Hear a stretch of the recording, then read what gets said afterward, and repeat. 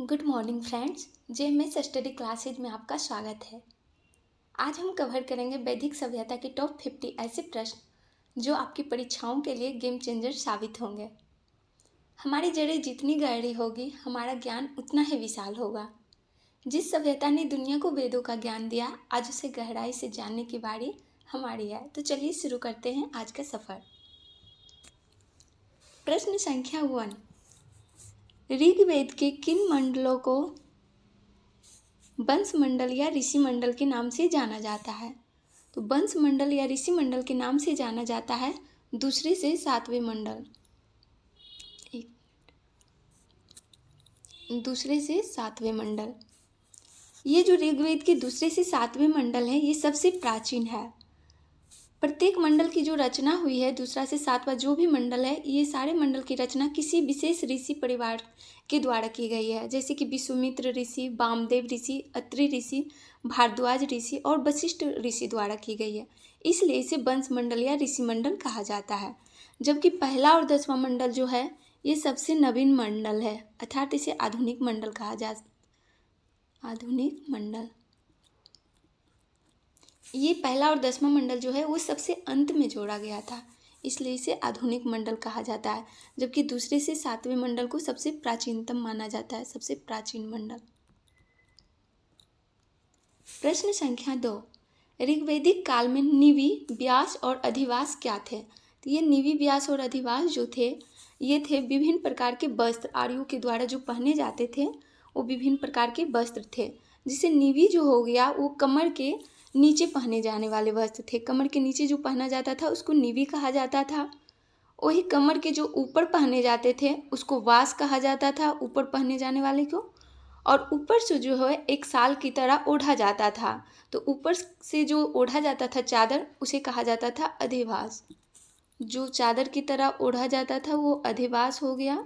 जो कमर के नीचे पहना जाता था उसे निवि कहा जाता था, और जो कमर के ऊपर पहना जाता था उसे व्यास कहा जाता था। प्रश्न संख्या 3। प्रसिद्ध विदुषी महिलाएं जैसे लोपामुद्रा, घोषा और शिक्टा का संबंध किस काल से है? तो ये जो महिला का नाम दिया गया है, इनका संबंध ऋग्वैदिक काल से है। ऋग्वैदिक समाज में महिलाओं की स्थिति बहुत अच्छी थी। उन्हें शिक्षा का अधिकार था और वे वेदों की रचनाओं की रचना भी करती थी, जिसमें कि लोपामुद्रा हो गई, घोषा हो गई, शिक्टा हो गया, उसी तरह अपाला और विसुवाड़ा का भी नाम आता है। ये सारी विदुषी महिलाएं थी। प्रश्न संख्या 4। ऋग्वेद में उल्लेखित कुल्य शब्द का प्रयोग किसके लिए किया गया है? ये जो कुल्य शब्द है, इसका प्रयोग किया गया है नहर सिंचाई के लिए। कुलिया का जो शाब्दिक अर्थ होता है वो होता है खोदी गई नाली या छोटी नहर। खोदी गई नाली या छोटी नहर।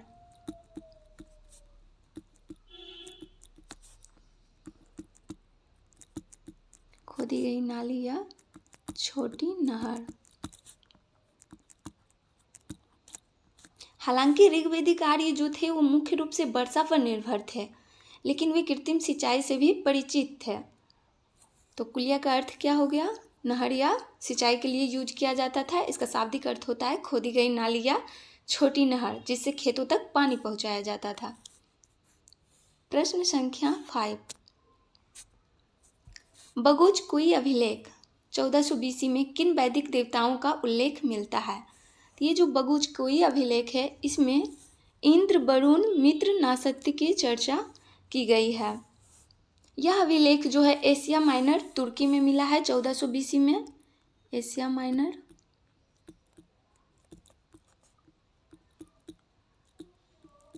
अर्थात तुर्की में। यह साबित करता है कि आर्य जो है मध्य एशिया के रास्ते भारत आए थे, क्योंकि इस संधि पत्र पर वैदिक देवता इंद्र, वरुण, मित्र और नासत्य का नाम खुदा हुआ है। प्रश्न संख्या 6। ऋग्वेद के अनुसार गोमत शब्द का प्रयोग किसके लिए किया जाता था? तो गौमत जो होता था, गौमत शब्द का प्रयोग किया जाता था धनी व्यक्ति के लिए। ऋग्वैदिक काल में गाय ही मुख्य संपत्ति हुआ करती थी। जिसके पास जितना ज़्यादा गाय होता था वह उतना ही अमीर माना जाता था और उसे गोमत कहा जाता था। इसी तरह समय की माप के लिए गोधली शब्द का प्रयोग किया जाता था। गोधली जो शब्द है वो समय की माप के लिए, और गोमत शब्द का प्रयोग किया जाता था धनी व्यक्ति के लिए। जिसके पास जितनी ज़्यादा गाय होती थी उसे उतना ही धनी माना जाता था। प्रश्न संख्या 7, उत्तर वैदिक काल में कर संग्रह करने वाले अधिकारी को क्या कहा जाता था? तो कर संग्रह करने वाले अधिकारी को भागदूत कहा जाता था। उत्तर वैदिक काल में राजा स्थायी होने लगा था तो वो नियमित रूप से टैक्स लेना शुरू कर दिए। भागदूत वो अधिकारी होते थे जो जनता से उपज का हिस्सा इकट्ठा करते थे। तो टैक्स इकट्ठा करने वाले अधिकारी को क्या कहा जाता था? भागदूत। प्रश्न संख्या 8, वैदिक काल में अक्षवाप किस प्रशासनिक कार्य से जुड़ा हुआ था? तो ये जो अक्षवाप है ये जुए के खेल में राजा के सहायक हुआ करते थे। वैदिक काल में जुआ एक प्रसिद्ध खेल था। अक्षवाप जो होता था वो राजा के पासे के खेल को कंट्रोल करता था और साथ ही राज्य के हिसाब किताब में भी मदद किया करता था। प्रश्न संख्या 9, किस उपनिषद में पहली बार पुनर्जन्म के सिद्धांत का व्यवस्थित वर्णन मिलता है? तो ये जो पुनर्जन्म के सिद्धांत का व्यवस्थित वर्णन मिलता है ये मिलता है बृहदारण्यक और छांदोग्य उपनिषद में। Option B. पुनर्जन्म का विचार सबसे पहले बृहदारण्यक उपनिषद में ही स्पष्ट रूप से दिया गया है। जबकि कठोपनिषद की बात करें तो इसमें जो है यम और नचिकेता का संवाद है। यम और नचिकेता का संवाद है और पुनर्जन्म के सिद्धांत दिया गया है बृहदारण्यक और छांदोग्य उपनिषद में। प्रश्न संख्या 10, ऋग्वैदिक काल में विगत क्या थे? विगत ये आर्यों की सबसे प्राचीन जन संस्था था। जैसे कि आर्यों की सबसे प्राचीन जन संस्था में आता है विगत, तो सबसे पुराना है जहाँ आध्यात्मिक, धार्मिक और सैनिक मामलों पर चर्चा हुआ करती थी और इस चर्चा में महिलाओं को भी भाग लेने का अधिकार था।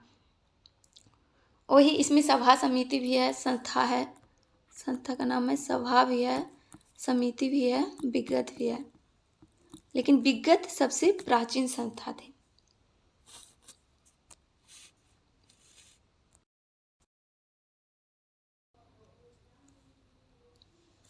प्रश्न संख्या 11, ऋग्वेद के किस मंडल में पुरुष सूक्त का वर्णन है जिसमें पहली बार 4 वर्णों का उल्लेख मिलता है? तो ये ऋग्वेद के 10वें मंडल में इसकी चर्चा है। ऋग्वेद के 10वें मंडल के पुरुष सूक्त में एक विराट पुरुष का वर्णन है और इसमें कहा गया है कि वो जो विराट पुरुष है उनके मुख से ब्राह्मण, भुजाओं से क्षत्रिय, जंघाओं से वैश्य और चरणों से शूद्र की उत्पत्ति हुई है। और ये जो 10वां मंडल है यह ऋग्वेद का सबसे नवीन हिस्सा माना जाता है। इसमें उस विराट पुरुष के बारे में बोला गया कि मुख से ब्राह्मण,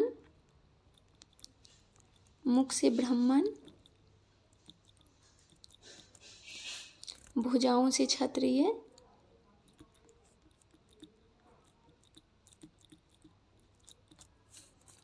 जांघ से वैश्य और चरण से शूद्र, यही 4 वर्ण ब्राह्मण, क्षत्रिय, वैश्य और शूद्र का वर्णन पहली बार किया गया है 10वें मंडल के पुरुष सूक्त में। प्रश्न संख्या 12, अस्तो माँ सदगमय मूलतः कहाँ से लिया गया है?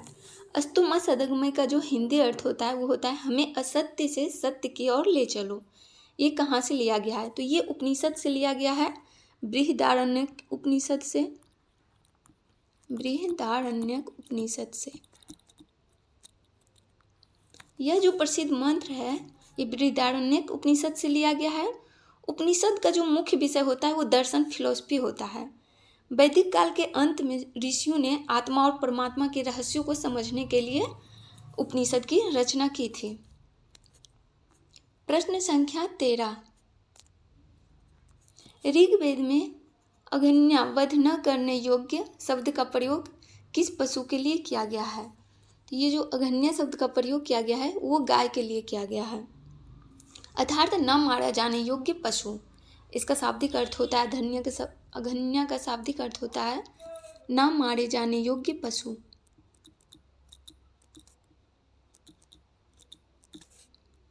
जाने योग्य पशु। ऋग्वैदिक काल में गाय को सबसे पवित्र और महत्वपूर्ण संपत्ति माना जाता था। गाय की अगर कोई हत्या कर देता था या फिर उसे घायल कर देता था तो वेदों में मृत्यु दंड था या फिर देश निकाला था। और युद्ध भी जो होता था ऋग्वेद में अधिकतर गाय के लिए ही होता था। और गायों की खोज के लिए गविष्टि, गायों की खोज यानी गविष्टि के लिए होते थे। प्रश्न संख्या 14, किस वेद को भारतीय संगीत का जनक कहा जाता है? तो ये सामवेद को कहा जाता है। सामवेद का अर्थ ही होता है गान। इसमें ऋग्वेद की ही रचनाओं को संगीत के रूप में गाने के नियम दिए गए हैं। जैसे भारतीय शास्त्रीय संगीत के जो 7 स्वर है सारेगामा, ये सब इसी वेद की देन माने जाते हैं। प्रश्न संख्या 15, दशराज युद्ध, 10 राजाओं का युद्ध किस नदी के तट पर लड़ा गया था? तो ये पुरुषनी या रावी नदी के तट पे लड़ा गया था। ये जो पुरुषनी है वो आधुनिक रावी है। इसमें इस तट पे जो है भरत जन के राजा सुदास थे और अपोजिट साइड में 10 अन्य राजाओं के बीच हुआ था। इसमें राजा सुदास की ही विजय हुई और इसी के नाम पे हमारे देश का नाम भारत पड़ता है, क्योंकि उनके जन का नाम भरत था। क्वेश्चन 16, उपनिषदों की कुल संख्या कितनी मानी जाती है?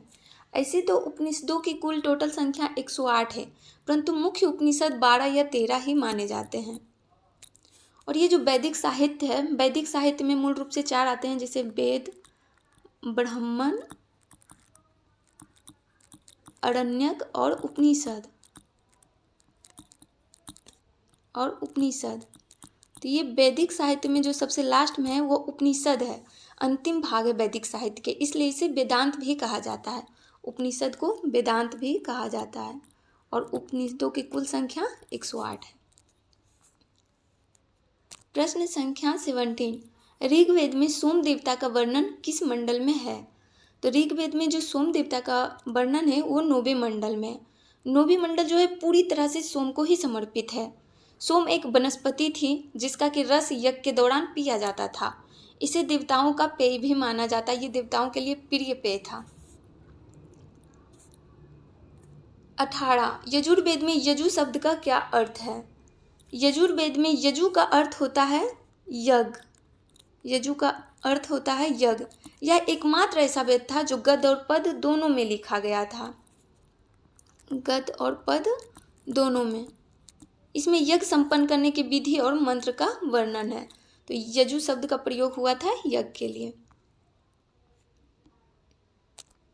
क्वेश्चन नंबर 19, वैदिक समाज की सबसे छोटी इकाई क्या थी? तो वैदिक समाज की जो सबसे छोटी इकाई थी ये था कुल या परिवार। वैदिक समाज की जो आधारशिला रखी गई थी वो कुल थी। परिवार का मुखिया पिता होता था और जिसे कि कुलप कहा जाता था। परिवार का मुखिया पिता होता था और पिता को कुलप कहा जाता था।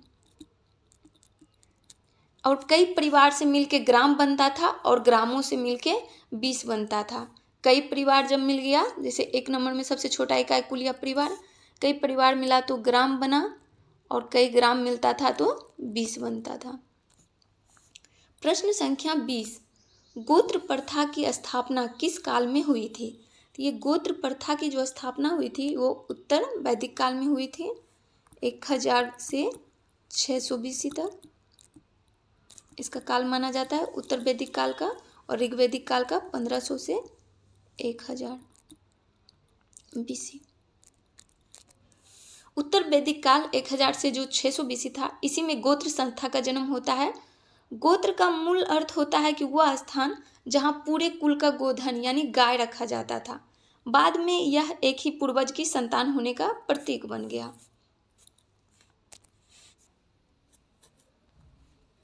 प्रश्न संख्या 21, सत्यमेव जयते शब्द किस उपनिषद से लिया गया है? तो सत्यमेव जयते शब्द लिया गया है मुंडकोपनिषद से। सत्यमेव जयते का अर्थ होता है कि सत्य की ही विजय होती है।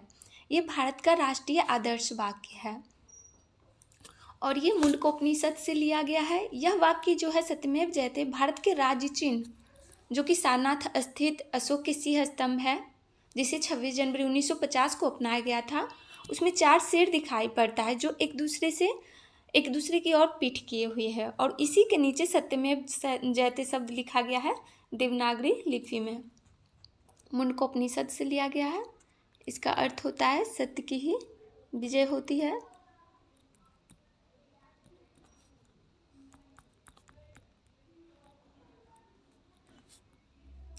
और ये भारत का राष्ट्रीय आदर्श वाक्य है। प्रश्न संख्या 22, ऋग्वेद में किस नदी को नदीतमा अर्थात नदियों में सर्वश्रेष्ठ कहा गया है? तो ये सरस्वती नदी को कहा गया है। नदीतमा के साथ साथ सरस्वती नदी को देवितमा भी कहा गया है। देवितमा, मातेतमा।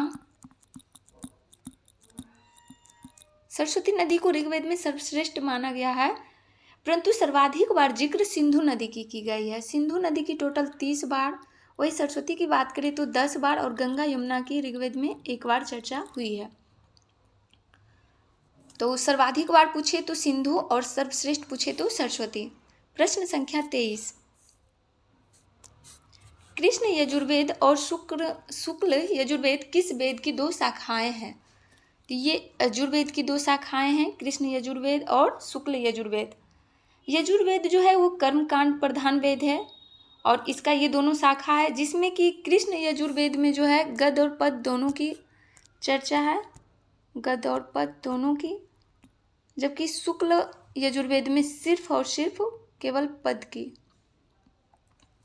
इसमें यज्ञों के नियम और विधियों का वर्णन किया गया है। प्रश्न संख्या 24, आर्यों के आर्कटिक होम सिद्धांत का पक्ष किसने दिया था? तो ये लोकमान्य बाल गंगाधर तिलक जी दिए थे। इनको लोकमान्य की उपाधि प्राप्त है, लोकमान्य। इन्होंने अपनी पुस्तक the Arctic home in the Vedas में इस बात का जिक्र किए हैं कि आर्यों का मूल निवास स्थान जो है उत्तरी ध्रुव था। इनका बुक का नाम भी लिख लीजिए, the Arctic home in the Vedas, in the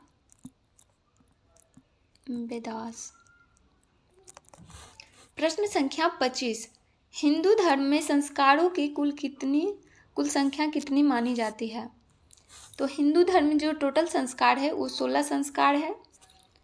Hindu धर्म शास्त्र के अनुसार मनुष्य के जैसे ही जन्म होता है और जन्म से मृत्यु काल तक टोटल 16 महत्वपूर्ण संस्कार होते हैं, जिसको कि कहा जाता है षोडश संस्कार। षोडश संस्कार। इसमें गर्भाधान आ गया, उपनयन संस्कार आ गया, विवाह संस्कार आ गया, अंत्येष्टि, ये सब प्रमुख संस्कार है। प्रश्न संख्या 26, ऋग्वेद काल में वितस्ता होता है, ये गलत है, वितस्ता किस आधुनिक नदी का प्राचीन नाम है? तो वितस्ता जो है वो झेलम का आधुनिक नाम है, झेलम का। वही चिनाब की बात करें तो ये अस्कनी,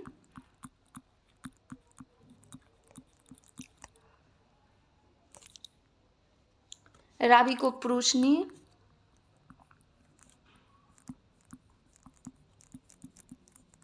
और ब्यास विपाशा।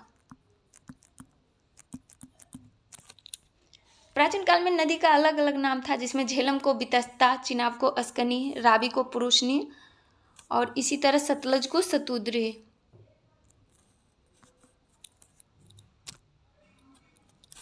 सतलज को सतुद्री, सतलज को सतुद्री।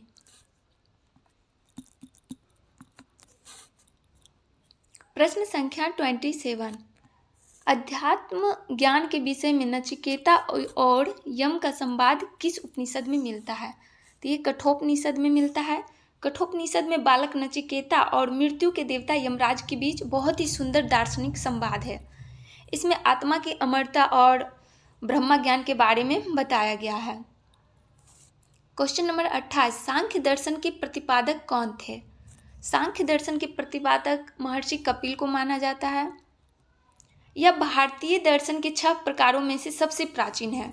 से 6 प्रकार का था दर्शन: योग दर्शन, न्याय दर्शन, वैशेषिक दर्शन, पूर्व मीमांसा दर्शन, उत्तर दर्शन, ये सब उत्तर मीमांसा दर्शन।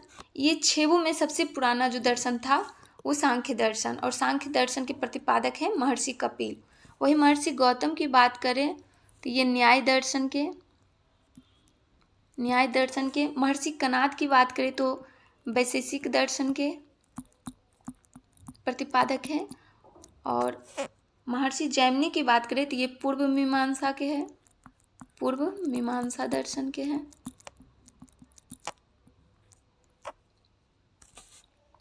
प्रश्न संख्या 29।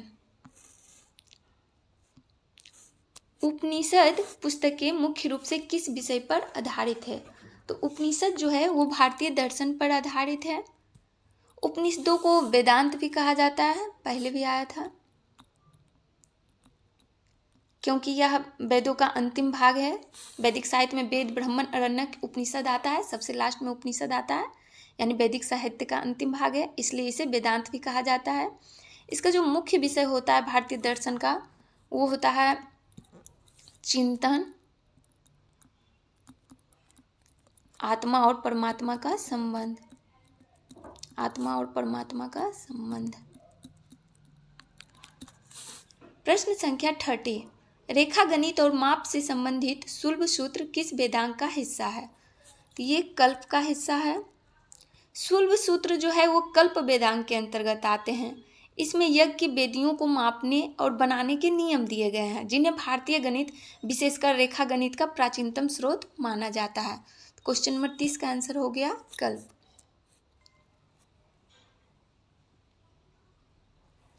प्रश्न संख्या 31। उत्तर वैदिक काल में लोहे के प्रयोग का साक्ष्य सर्वप्रथम कहाँ से प्राप्त हुए हैं? तो ये अतरंजी खेरा से प्राप्त हुआ है। अतरंजी खेरा जो है यूपी के एटा जिला में है।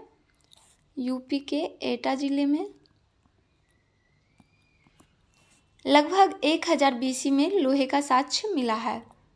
लोहे का जब उपयोग शुरू हो गया तो कृषि और युद्ध के तरीके में पूरी तरह बदलाव आने लगे। Question number 32। वेदांगों की कुल संख्या कितनी है? वेदांगों की टोटल संख्या 6 है। कौन कौन है देख लेते हैं। 1 नंबर पे शिक्षा है, 2 नंबर पे कल्प, 3 नंबर पे व्याकरण, 4 नंबर निरुक्त,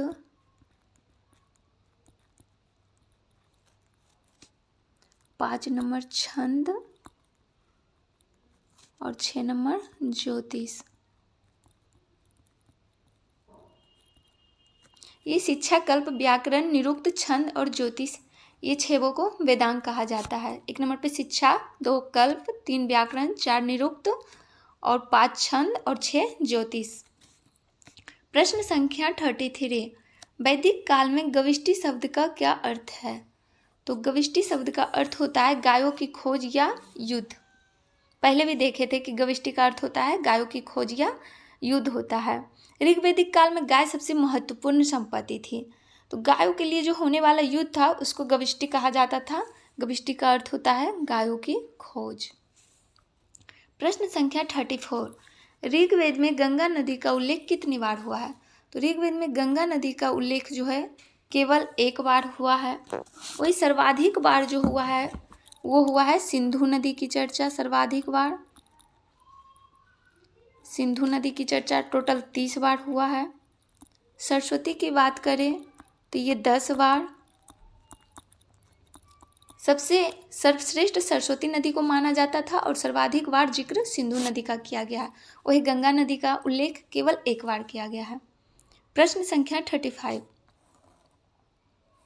उपनिषद काल के राजा अश्वपति कहाँ के शासक थे? तो ये केकई वंश के, केकई राज्य के थे। उपनिषदों में कई दार्शनिक राजाओं का उल्लेख किया गया है, जैसे केकई के राजा अश्वपति हो गए। काशी के राजा की बात करें तो ये अजातशत्रु हो गए, अजातशत्रु। और वही विदेह के राजा की बात करें तो ये राजा जनक। अजात इसको करिएगा, अजातशत्रु। काशी के राजा अजातशत्रु, विदेह के राजा राजा जनक। प्रश्न संख्या 36, किस वेद में सभा और समिति को प्रजापति की 2 पुत्रियां कहा गया है? तो ये अथर्ववेद में कहा गया है। अथर्ववेद में लोकतांत्रिक संस्था था सभा और समिति। ये इसके महत्व को दर्शाने के लिए प्रजापति की 2 पुत्रियां इसे कहा गया है, सभा और समिति को। प्रश्न संख्या 37, ऋग्वेदिक काल में निष्क गले का आभूषण था, उत्तर वैदिक काल में यह क्या बन गया? तो ये जो था निष्क सोने का हार था, लेकिन बाद में इसका उपयोग व्यापार में होने लगा, विनिमय के माध्यम के रूप में, सिक्के के रूप में इसका यूज फिर होने लगा। प्रश्न संख्या 38, पूर्व मीमांसा दर्शन के प्रतिपादक कौन थे? पूर्व मीमांसा के प्रतिपादक जैमिनी थे। वही उत्तर मीमांसा की बात करें तो ये बादरायन हो गया उत्तर मीमांसा का। वैशेषिक दर्शन के कनाद हो गए और कपिल मुनि सांख्य दर्शन के। इसके अतिरिक्त योग दर्शन के पतंजलि, न्याय दर्शन के गौतम मुनि, ये सब। प्रश्न संख्या 39, ऋग्वेद में सबसे अधिक सूक्त किस देवता को समर्पित है? सबसे अधिक सूक्त जो है इंद्र देवता के लिए आया है। इंद्र देवता के लिए लगभग 250 बार, वही अग्नि देवता के लिए 200 बार, विष्णु के लिए अप्रॉक्स 60 बार और वरुण के लिए अप्रॉक्स 30 बार 30 सूक्त का समर्पित किया गया है। तो सबसे ज़्यादा इंद्र को समर्पित है 250 सूक्त, अग्नि को 200 सूक्त, वरुण को लगभग 30 सूक्त और विष्णु को लगभग 60 सूक्त। प्रश्न संख्या 40, गायत्री मंत्र का उल्लेख ऋग्वेद के किस मंडल में मिलता है? तो गायत्री मंत्र का जो उल्लेख है वो ऋग्वेद के 3रे मंडल में इसका जिक्र है। गायत्री मंत्र की रचना की ऋषि विश्वामित्र ने।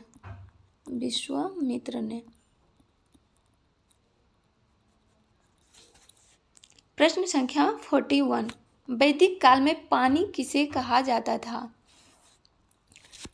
वैदिक काल में पानी जो होता था वो होता था, किसको कहा जाता था? तो ये व्यापार करने वाले व्यक्तियों को कहा जाता था।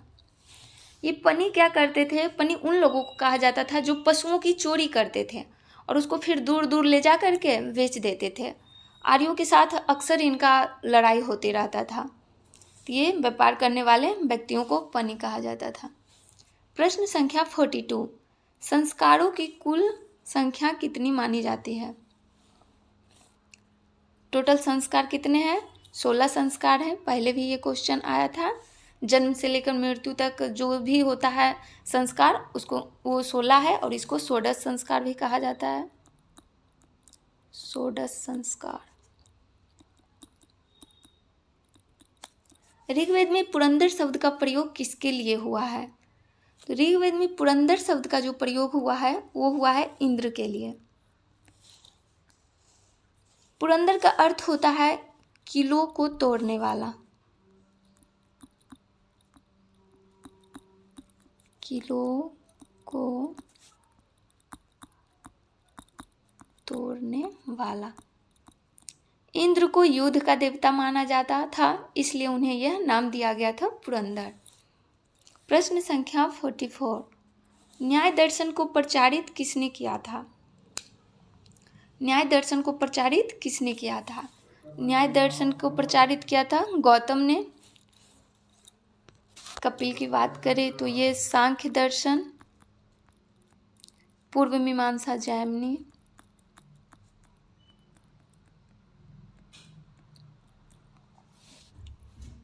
महर्षि गौतम जो है, महर्षि गौतम को अक्षपाद भी कहा जाता है।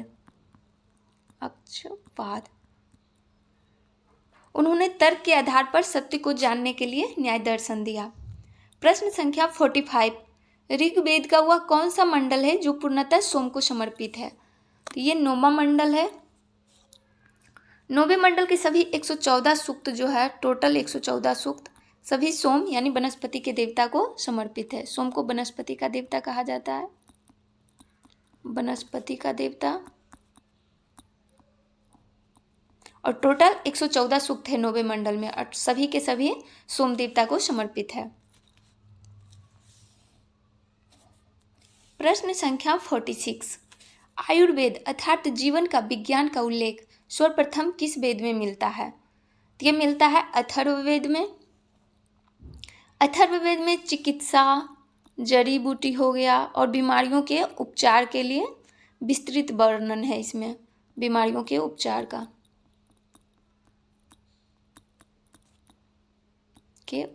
का, जिसे कि आयुर्वेद का मूल माना जाता है।